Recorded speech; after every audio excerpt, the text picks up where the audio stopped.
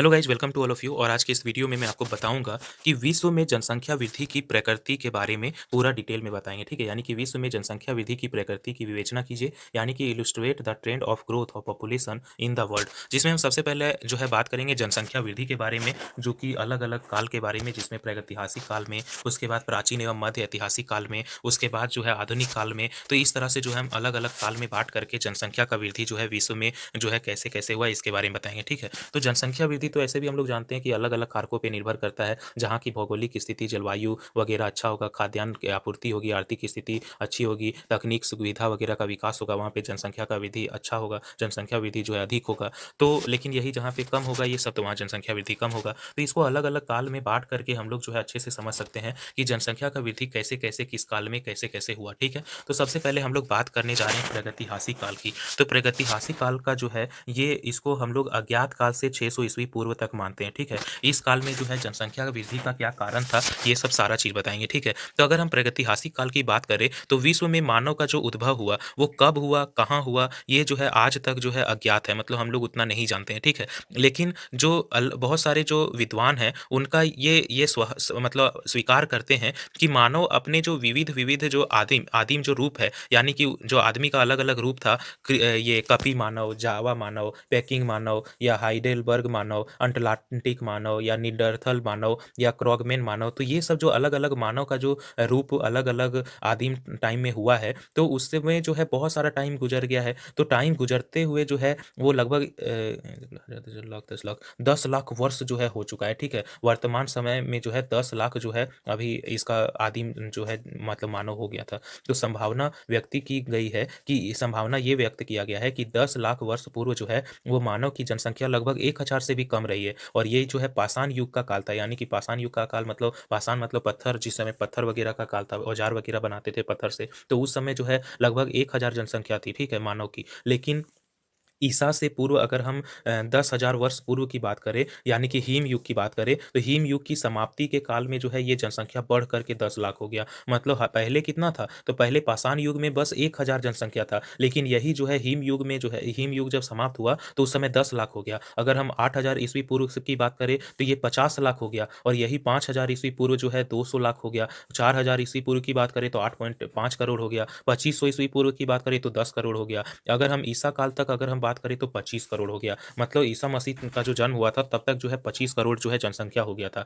कहने का मतलब ये है कि धीरे धीरे क्या हुआ, जनसंख्या जो है बढ़ते गया, और जनसंख्या जो है वो अलग अलग काल में जो है अलग अलग विकास का रूप होने के कारण जो है जनसंख्या में जो है धीरे धीरे विकास होते गया। जनसंख्या हजार से जो है आज करोड़ों में पहुंच गया है। ठीक है, तो 8000 ईस्वी पूर्व में क्या है कि कृषि की जो शुरुआत हो चुका था, जो मतलब कि क्या है कि पूर्व में जो है लोगों का जो जीवन जीने के लिए काफ़ी बड़े-बड़े भूभाग का ज़रूरत था, क्योंकि तब वे शिकार, मत्स्य या भूमि वगैरह का जो है मतलब उनको ज़रूरत था शिकार करने के लिए, मत्स्य के लिए। पहले जो है केवल जंगल ही जंगल होते थे, तो वहाँ उनको रहने के लिए कुछ तो चाहिए। तो क्या है कि कृषि के कारण जो है उनको वो मतलब सीमित होने लगा। ठीक है, जब कृषि होने लगा तो ज़मीन जो है सीमित होने लगा, तो उनका उनका जो जीवन है उनका जो जीवन है वो संघर्ष से भर गया, बहुत ज़्यादा जो है संघर्ष हुआ। विशेषज्ञ बताते हैं कि उस काल में जो है जन्म दर, मृत्यु दर दोनों ही उच्च अवस्था में थी। ठीक है, क्योंकि उस समय औषधि वगैरह का उतना विकास नहीं था, तो उच्च जन्म दर तो था ही, लेकिन मृत्यु दर भी अधिक था। ठीक है, अधिकांश भागों में लंबी जो अवधि तक जो है जनसंख्या में संतुलन बना रहा।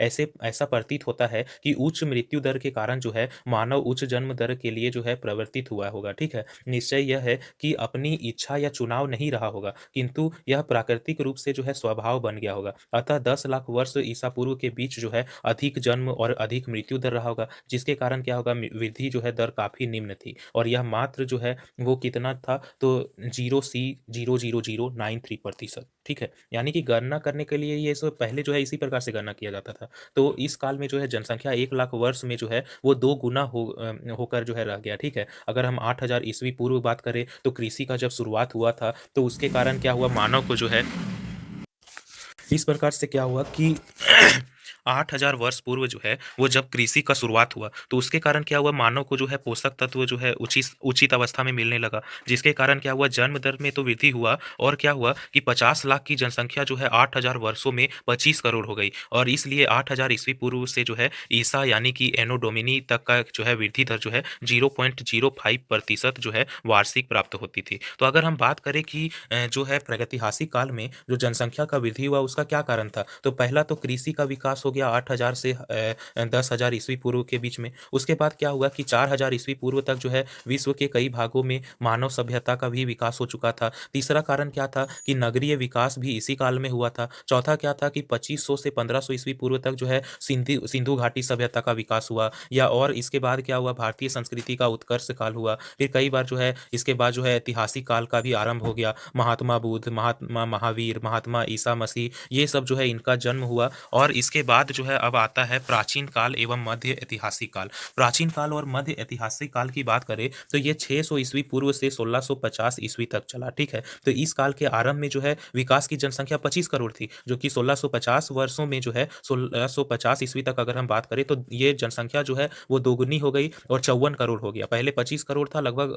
25 करोड़, और बाद में लगभग उसका दुगना हो गया, जनसंख्या 54 करोड़। तो तुलना करने से हम लोग को क्या पता चलता है कि इससे पूर्व यानी कि ईसा से पूर्व जो है वो जनसंख्या 1455 वर्षों में औसतन दुगनी होती थी, किंतु ईसा के बाद अगर हम बात करें 1650 वर्षों में जो है वो दोगुनी हो गई, दोगुनी हुई है और दोगुनी होने की जो अवधि में वृद्धि होने का ये संकेत करता है कि इस काल में जो है वृद्धि दर जो है कम हुई थी, ठीक है। क्योंकि ईसा पूर्व में वृद्धि दर जो है 0.05% प्रतिवर्ष था, जो घट करके ईसा के बाद जो है 0.04 प्रतिवर्ष हो गया।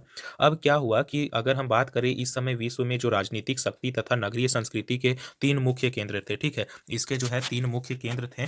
पहला की अगर हम बात करें तो चीन, जहाँ जो है वो युद्ध सामंती राज्य को एकत्रित करने वाला देश, होन राजवंशों का क्षेत्र था।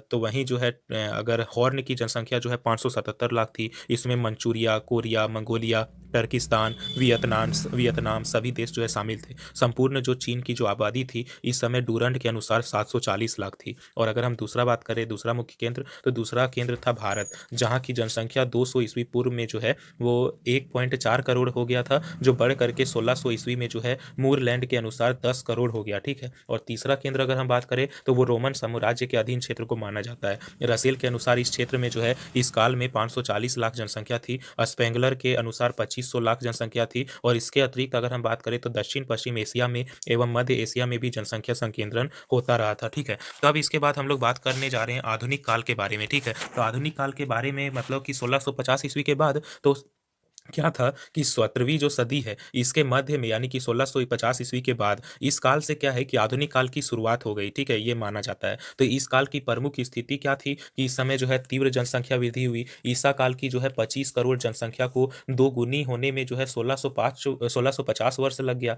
तब वह क्या था, बस 54 करोड़ था, किंतु 54 करोड़ जनसंख्या को जो है वो अब 100 करोड़ होने में मात्र 158 वर्ष ही लगा। तो इससे क्या स्पष्ट होता है, इससे स्पष्ट संकेत मिलता है कि 1650 ईस्वी के बाद जो है जनसंख्या वृद्धि दर जो है तीव्रता आई उसमें। जनसंख्या वृद्धि दर में 1650 में जो है वृद्धि दर 0.04% था, वो बढ़ करके 1700 में जो है 0.36% हो गया और 1750 में घट करके 0.30 फिर से हो गया। उसके बाद क्या हुआ कि 1800 में पुनः बढ़ करके 0.56% हो गया और 1905 में ये वृद्धि दर जो है घटता बढ़ता रहा, ठीक है।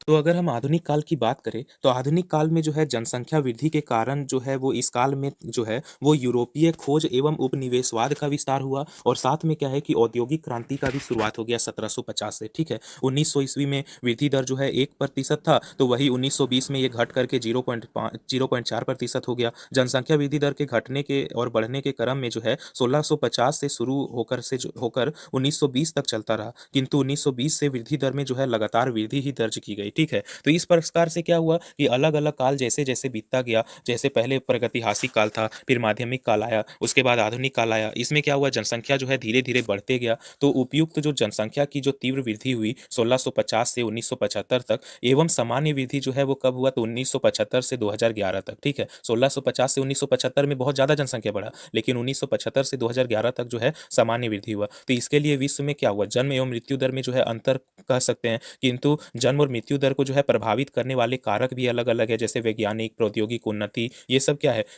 जन्म और मृत्यु दर को प्रभावित करने वाले कारक है। इसी से जो है मानव का आर्थिक उन्नति हुआ और लोगों के जीवन की गुणवत्ता में वृद्धि हुई, चिकित्सा सुविधा और स्वच्छता में जो है सुधार हुआ।